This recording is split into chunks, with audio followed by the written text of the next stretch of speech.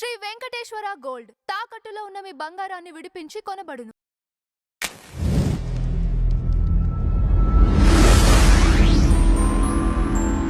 నమస్కారం జయకుమార్ గారు. నమస్తే.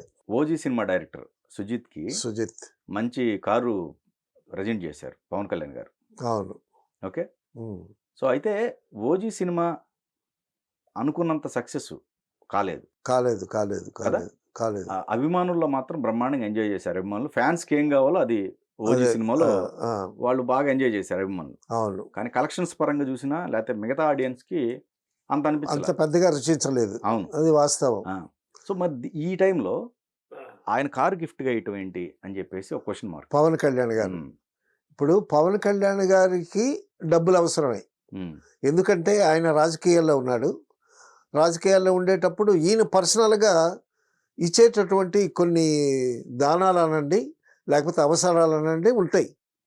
ఎందుకంటే ఈయన చేతికి ఎముక లేదంటారే, దానకర్ణుడిలాగా స్పాంటేనియస్గా కొన్ని వాగ్దానాలు ఇస్తూ ఉంటాడు. సో ఒక విలేజ్లో ఒక మైదానం, స్కూల్ మైదానాన్ని కూడా ఈయన సొంత డబ్బులు ఇచ్చినటువంటి అంశం మనం విన్నాం మనం. సో అటువంటి పరిస్థితుల్లో కూడా ఒక ల్యాండ్ రోవర్ 2 కోట్ల పైన విలువ కలిగేటటువంటి ఒక ల్యాండ్ రోవర్ కారు సుజిత్ డైరెక్టర్కి ఇచ్చాడు అని అంటే, ఇప్పుడు సినిమా అనేసరికి ఒక బడ్జెట్ వేసుకుంటారండి. ఆ బడ్జెట్ వేసుకునేటప్పుడు నిర్మాత హ్యాండ్ డెఫినెట్గా ఉంటుంది. Director, production manager, chief production manager, director, manager అంతా కూర్చొని ఈ సినిమాకి ఇంతని బడ్జెట్ వేసుకుంటారండి. ఈ బడ్జెట్ వేసుకునేటప్పుడు బడ్జెట్ వేసిన తర్వాత నిర్మాత ఏమంటాడంటే ఇది ఎక్కువ వేసారేమో అని అనుకుంటాడు నిర్మాత. దర్శకుడు ఏమనుకుంటాడు, ఈ బడ్జెట్ సరిపోతుందా లేదా అని అనుకుంటాడు డైరెక్టర్. సో ఒక సీనియర్ ప్రొడక్షన్ మేనేజరు, మీకు గుర్తుందో లేదో, ఇంతకుముందు పెద్ద పెద్ద పాత సినిమాల ప్రొడ్యూసర్లు అందరూ ప్రొడక్షన్ మేనేజర్లు అండి. దేవదాసు సినిమా తీసినటువంటి డిఎల్ నారాయణ గారు ప్రొడక్షన్ మేనేజరు. అలాగే ముందు కేవీ రెడ్డి గారు డైరెక్టర్ కాకముందు ప్రొడక్షన్ మేనేజరు.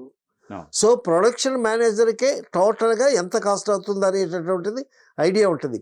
24 క్రాఫ్ట్స్ మీద ఏ క్రాఫ్ట్కి ఎంత మనీ వెచ్చించాలనేటటువంటి ఐడియా క్లియర్గా ప్రొడక్షన్ మేనేజర్, చీఫ్ ప్రొడక్షన్ మేనేజర్కి ఉంటుంది. సో ఈ సినిమా చేసేటప్పుడు ఇది క్రియేటివ్ జాబ్ అయ్యేటప్పుడు డైరెక్టర్కి అనుకోకుండా కొన్ని సీన్స్ వస్తాయి. ఆ సీన్స్ డిస్కషన్లో లేకపోవచ్చు. ఆ విధంగా కొత్త సీన్లు యాడ్ అయ్యేటప్పుడు కాస్ట్ ఆఫ్ ప్రొడక్షన్ పెరుగుతుంది.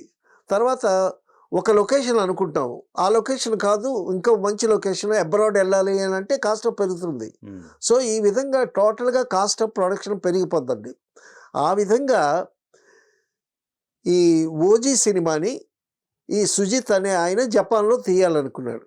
ఆ జపాన్ షెడ్యూల్కి ముందు తనకే అర్థమైపోయింది కాస్ట్ ఆఫ్ ప్రొడక్షన్ పెరుగుతుంది. సో కాస్ట్ ఆఫ్ ప్రొడక్షన్ పెరిగేటప్పుడు నిర్మాత ఫేస్లో కవళికలు కూడా మారుతూ ఉంటాయి. జనరల్గా దర్శకుడి దగ్గరికి వచ్చి నవ్వుతూ ఉన్నా కూడా కొంచెం కాస్ట్ ఆఫ్ ప్రొడక్షన్ అనేసరికి ఆ కాన్షియస్నెస్ ఉంటుంది, తెలిసిపోతుంది. నాగేశ్వరరావు గారు అడుగుతారు సినిమా అంతా అయిపోయిన తర్వాత, చిన్న పార్టీ అరేంజ్ చేసి మాకు జరిగింది కూడా.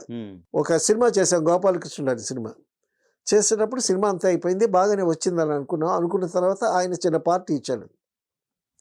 పార్టీ ఇచ్చి కోదండరామరెడ్డి గారు ప్రొడ్యూసరు మేమందరూ కూర్చున్నాం. కూర్చుంటే అందరినీ అడుగుతూ లాస్ట్గా ప్రొడ్యూసర్ అడుగుతాడు, ఏమండి ఏంటి పరిస్థితి, ఎలా ఉన్నారు అని అడుగుతాడు. అంటే వ్యంగ్యం, అంటే డబ్బులన్నీ అయిపోయాయి కదా, ఎలా ఉన్నారు అని గమ్మత్తుగా అడుగుతాడు. సో సినిమా అయిపోయి సినిమా రిలీజ్ అయ్యి సక్సెస్ పేరు విన్న తర్వాత కానీ ప్రొడ్యూసర్ ముఖంలో చిరునవ్వు కనిపించదు. సో ఆ విధంగా అటువంటి పరిస్థితుల్లో ఉండేటప్పుడు కాస్ట్ ఆఫ్ ప్రొడక్షన్ ఎక్కువ అవుతుంది అనుకునేటప్పుడు డైరెక్టర్ కూడా ఆలోచిస్తాడు, అయ్యో కాస్ట్ ఆఫ్ ప్రొడక్షన్ ఎక్కువ అవుతుంది అని చెప్పి.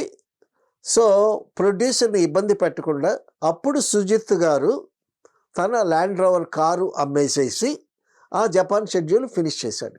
ఈయన కారు అమ్ముకున్నాడా? ఈయన కారే అమ్ముకున్నాడు మరి. ఓకే. సో ఎందుకంటే డైరెక్టర్ ఒక సినిమాకి ప్రొడ్యూసర్ దర్శకుడు అనేటికి భార్యాభర్తలాగా భాగస్వాములు. అవును. అట్టేటప్పుడు మరి కాస్ట్ ఆఫ్ ప్రొడక్షన్ ఎక్కువ అయ్యేటప్పుడు ఆల్టర్నేటివ్ ఏమిటి? ఈయన కూడా కొంచెం భాగస్వామి అవ్వాలి, తప్పదు. లేకపోతే ఈయన రెమ్యునరేషన్ తగ్గించుకోవాలి. ఓకే. ఆ పరిస్థితుల్లో తనకు అనిపించింది ఏంటంటే తన దగ్గర ఉన్న ల్యాండ్ రోవర్ అమ్మేసేసి సో ఆ కాస్ట్ మీట్ అయ్యాడు ఈయన. సో ఇది చాలామందికి తెలియదు, ఆ యూనిట్లో చాలామందికి తెలియకపోవచ్చు. ఇది తెలియచెప్పాల్సినటువంటి పరిస్థితి కూడా కాదు. ఈ విషయం పవన్ కళ్యాణ్ గారికి తెలుసు. తెలిసిన తర్వాత సినిమా అయిపోయిన తర్వాత సినిమా సక్సెస్ ఫెయిల్యూర్ మాట అలా ఉంచి ఫ్రాన్స్లో చాలా బాగుంది, ఫ్యాన్స్ అందరూ ఎంజాయ్ చేశారు. బట్ అనుకున్న సక్సెస్ రాలేదు ఆ సినిమాకి కలెక్షన్స్ వైజ్ కూడా.